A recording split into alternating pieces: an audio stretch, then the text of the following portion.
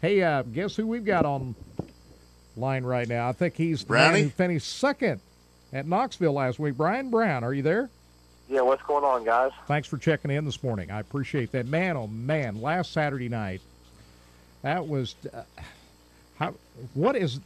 We're a week after this all happened here. What are your thoughts right now? You almost pulled that off. Yeah, it's kind of crazy. You go through a lot of emotions. Since then, after the race, on your cool down out there, you think, man, I just lost the Knoxville Nationals by that much, and then you get out of the car and you see all your friends and family, and everything seems to be everybody's happy, and so you're still tickled to death with the finish, and then you go to the press conference and you get back over there, and you just start everything starts to sink in. That you're that close to your lifelong dream, and you were that short, and then they bring you a check for $75,000. So then it's Yes. then it gets a little better. You think, gosh, it's not all that bad. But then just driving down the road by yourself, not thinking about anything, you think, gosh, we were that close. And you start going back and you start thinking some of the mistakes you made maybe as a driver that could have cost you. And you just we just came up a little bit short. To beat Donnie's shots, you're going to have to be pretty much perfect. And we made a couple mistakes. And he made a mistake there, I feel like, at the end that let us get back in contention on the last lap. But overall, you guys have known how far we've came as a race car team. From where we were to where we are today. I think we're definitely going in the right direction. I think if anything else, it just puts a little fire under our rears, just to work harder, and we know we can do it now. So I think that's the big piece. Brian, I've got to say, one other time that had to be a little depressing, you go to the bank to deposit that $75,000 check, but you're thinking, man, that could have been $150,000. So, now, Scott, I already forgot about that already. Now here you go, brought that back up, and I'm going to have nightmares again for a couple more nights. Brian, I know you oh too well, my friend, and I know that's how you're wired. And I got to say it, Brian, we were talking about it in hour number one and a little bit here in hour number two. I don't think people give you the credit. They see your big rig and the way you handle yourself, you conduct yourself. But I don't think people really realize the kind of teams that you're up against. You do it professionally, and you take the dollars that you get, and you utilize it as well as anybody with the budget that you have. But let's face it, guys like Kane, guys like Stewart that have their sprint car teams, these are $1 million budgets, and you're up there competing and nearly beating those teams. And not saying that you don't have great sponsors. We all know about FEP.com and everybody that's on board with you. Everybody. We hear you constantly take care of those sponsors. But the fact is, that's not the budget that you're racing against. So do you take a little pride of kind of being that little team that could, even though you're kind of a big little team? Yeah, we really do. But I think the biggest thing that they just have more resources, I feel like, that more than us. They're able to go to test, stuff, who knows what they're really doing. They've got NASCAR capabilities of technology, right? Technology of getting a hold of that stuff. So who really knows what they're really doing? We'd probably be scared if we knew what they were doing. I think the way we look at it as our team and how I look at it as an owner is that they put their pants on just like we put our pants on, and when we get on that racetrack, we've got one motor, 4 tires, a chassis, a wing, a driver, an engine. And to me, it's all man for itself is what I feel like. So I don't look at it as, that they've got better equipment than we've got, because we've got just as good of equipment as they've got. Maybe we just don't have as much. We don't have the technology. The R&D portion of it, right. Correct. And so I feel like, we've raced with those guys, I think, 14 times this year, and we've got 8 top 5s. So I feel like that, I think the biggest thing for our team is I think it's me as a driver and as a just getting my confidence of knowing, hey, like I said before, they put their pants on just like we do. I think growing up as a kid, you see Steve Kinder, Sammy Swindell, and sometimes it can be overwhelming, knowing that you're racing against each of them guys. And now I think we've kind of jumped that hurdle. It's no different than going out here racing Lakeside like we did last night. We're there to win just like they are. I feel like that's shown in our results, and I think, even though we're racing against Tony Stewart and Casey Kane, I feel like that our team, I'd put my guys up against anybody in the world today as we sit. Hey, Brian, I'm curious. You mentioned a couple of mistakes as a driver. You absolutely looked flawless out there last Saturday night. Where were the two spots that he jumped the cushion one time, right? Yeah, and that's kind of I talked to you guys last Saturday morning. Kind of what my thought was going in is that we couldn't win it in the first half, but we could definitely lose it, and that's we started fourth there, and we just kind of the cushion was so big that if you jumped it, you could have lost 2 or 3 spots, and the first 15, 16 laps of that first segment, we just kind of cruised. We were running fourth, fifth, sixth, right in that neighborhood, and I was content with that. And I think by me just kind of cruising there, the last 8 or 10 laps of that segment, everybody was coming back to me because I think my tires were a little bit better shape than everybody else's. So we went from, I think, 5th to 3rd in the last 5 or 6 laps of that segment. And then, your mindset automatically goes, okay, gosh, we're in this thing now. And time to go. We had the yellow or the caution there, the brake. And my crew chief, Chad Morgan, said, hey, what do you think? I mean, and I said, well, we took a little bit of stagger out. And he said, what else do you think we need? And I said, honestly, Chad, I don't feel like I've gone 100% yet. I don't know where we are. I said, because I haven't ran as hard as I think. I said, my car is really good right now, but I think I can go harder. So we took back off there on the second segment, and I was content with riding for a few more laps there. And they had a caution with, I believe, 16 to go. And Delansky made a play for the move or for the lead, and kind of hung himself out in the middle and let me get a run. And then I was able to slide Delansky. And at that point, once I got by Delansky and I seen shots out there, I thought, okay, let's get after it here. So I ran it's probably as hard as I could go for 5, 6 laps, and I actually caught him. And I was going to slide him. I was going to slide him in 3 and 4, but I wasn't close enough. So I told myself, with racing with Donnie shots, you just want to be able to pass him and go on. You don't want to show him your nose. You don't want to show him you're even there. You just want, you want to make a clean pass and go. And I said, okay, I'll wait one more corner, and because this is after we've already ran him down from a straightaway. And I that corner there, I jumped the cushion real bad off turn 2, and I thought, gosh darn it, there goes my chance to win it. So I had to settle back in real quick because I think there was only 6, 8, 10 laps to go there, and we chased him back down in traffic, and I thought, okay, maybe here he might make a mistake in traffic, and he played traffic just like I thought he would. And he didn't make any mistakes, and I was hoping he would get hung up, but he didn't. And then come with a white flag, I felt like that we were kind of pretty much a little bit further out than I really wanted to be, and then it laid rubber in the middle of 1 and 2, and down the back straightaway. I'm not sure.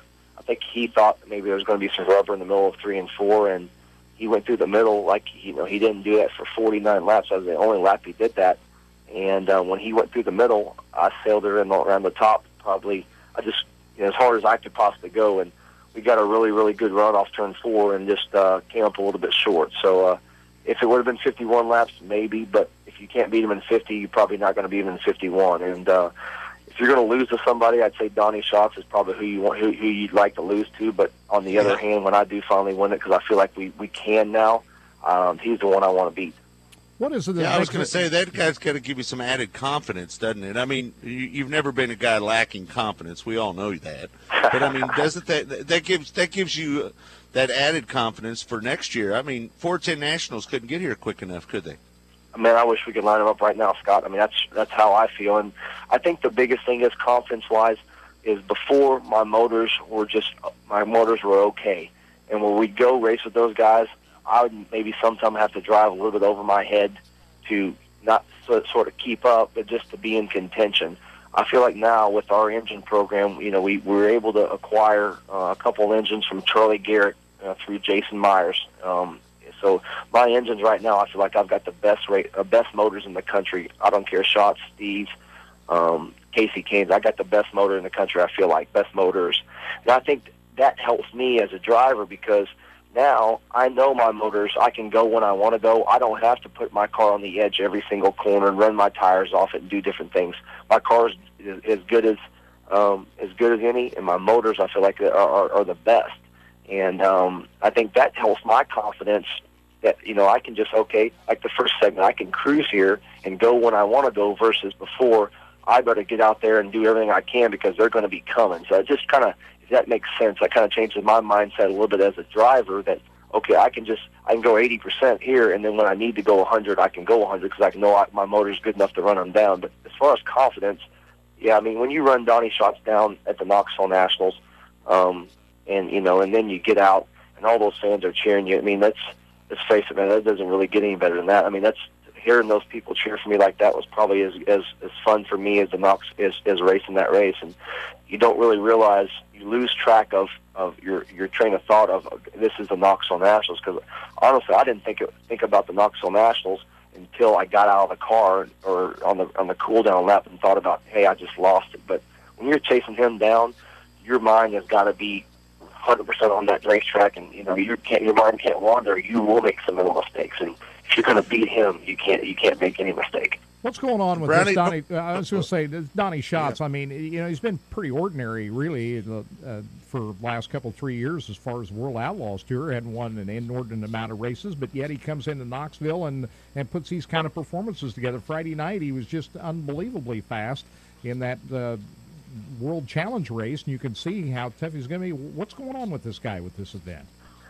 I think, like Scott alluded to, is just he's got a lot of confidence in himself and his team, every aspect of it. I think, those guys, like we talked before, those guys do a lot of R&D throughout the year, and, we race with those guys quite a bit. Every single time we were at the races, they had a different engine in the car, and they were trying a bunch of stuff. And I think when it comes down to it, they got a really, really good notebook on what works at Knoxville. And I was just talking to our crew chief, Chad, I think yesterday or the day before. I just said, I think the difference between us and them at these places, and especially at Knoxville, is that they've got a really, really good notebook that they measure everything. I mean, so no matter where they are, and when they go back to Knoxville, they've got a really good baseline of what's going on. Which everything is going to change now, which I still think they're the ones that beat. But now that they're going to go to a different tire with Goodyear leaving the sport, it's going to change the game again, and I think it's going to level the playing field again. And I like it just because, to me, you can throw a lot of those notes out the window because they don't mean much when you go change a different tire construction. Brian, I've got to ask you a couple questions before we get to the top of the hour. One is your thoughts about the tire deal. We're hearing American Racer, Hoosier and the World of Outlaws, they got a little cross-threaded when that whole Goodyear thing went down. I think everybody needs to be on a Hoosier tire across the board. Your thoughts about where the direction is going on the tires, and what do you hope to see? Like I'm hearing the same thing as you are. I'm hearing that the Outlaws have maybe put a deal together with American Racer, and I hear that Knoxville is talking to both American Racer and Hoosier.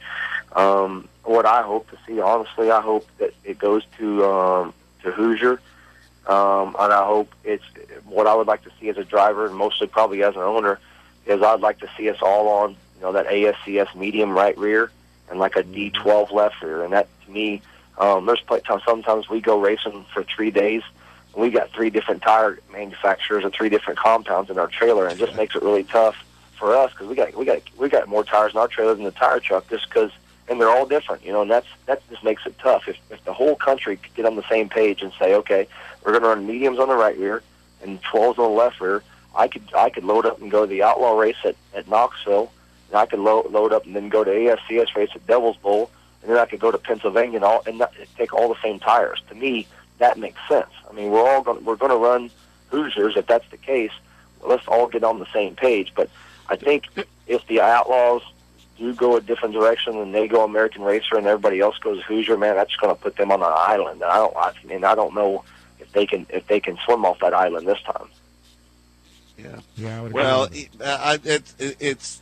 I just can't. But what's the disadvantage? Some people would like to just see an open tire rule, run what you brung, but that drives the cost up, right? No, I'm for that too. I mean, I'm not opposed to that. To me, if you got one tire manufacturer, it does limit the drivers of going out and negotiating with these tire manufacturers or trying to get some help on the tire end of it. And if we're not going to have one brand, this is throughout the country, I'd say let's just open it that period. And if Firestone wants to make a tire, and that way, the drivers got a choice. I do feel like that if American Racer goes one way with the Outlaws and then Knoxville says goes with Hoosier. And this is just hearsay.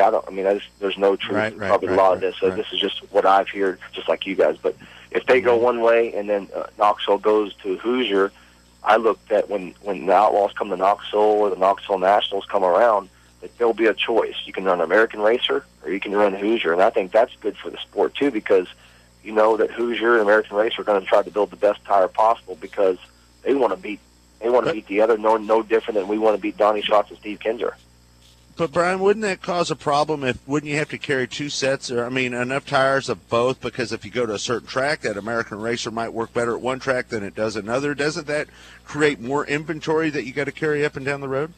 Well, the only time you would have that issue would be at Knoxville. If Knoxville went to Hoosier and then American Racer was on with the Outlaws, when there was an outlaw race at Knoxville, that'd be the only issue, because otherwise I look for the Outlaws to go with one tire brand, and I look for Knoxville. I don't really like. I think that's a dream role of having 2 or 3 manufacturers with the opportunity to get the business. Right. But I think no matter what, I think they almost have to this day and age, because the tire manufacturer, they put so much into the purses, they put so much into the point fund, they put so much into the certificates for the tires.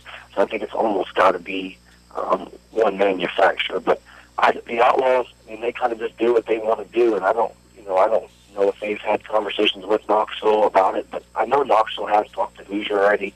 They're going to talk to American Racer. And like John McCoy, I talked to him, a couple of days ago, and his goal is to get all 3 of his classes, the 305, the 360s, and the 410s, all on the same tire. Whether and like I told him, my thought is that an AFCS medium and a D12 lesser, and I think that those would be good tires to run. I think they're going to do a tire test with the AFCS medium tire on a 410 after the races next Saturday at Knoxville. So maybe I'll be the lucky one that gets to do that. Maybe I can get some more information that would help. That'd be great. All right, before we let you go, Brian, talk about Lakeside Speedway. How was the crowd last night? You got a podium finish. Take us through last night. What do you expect there tonight? We were good in the heat, 7th to 2nd, then got in a little bit of a wreck and had to go to the back and got back to 4th, and then started 8th in the feature, got the 2nd. Me and Dover had a pretty good race, slid each other a couple times, and he got on the right part of the track where I'd been running to catch him, and he was able to win. So Jack's a good driver, and the run second to him and beat Danny is definitely not a bad night.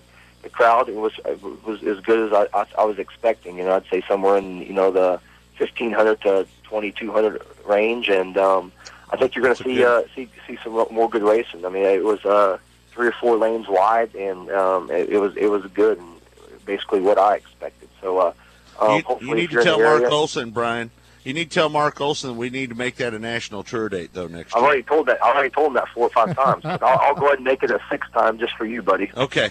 All right. Tomorrow night at the fair too. You're looking forward to that. Yeah, you always racing at the fair, you never know when they're going to shut that place down. And I want to be the one that wins the last one there. And me and Danny had a heck of a race there last year, and just hoping to get the Casey's General Store, FEP, Impact, Signs, Awnings, and Wraps, Searsboro, Pittsfield 21 in Victory Lane again tomorrow night, and hopefully you guys are down there to see it. We'll be there for sure. No doubt about it.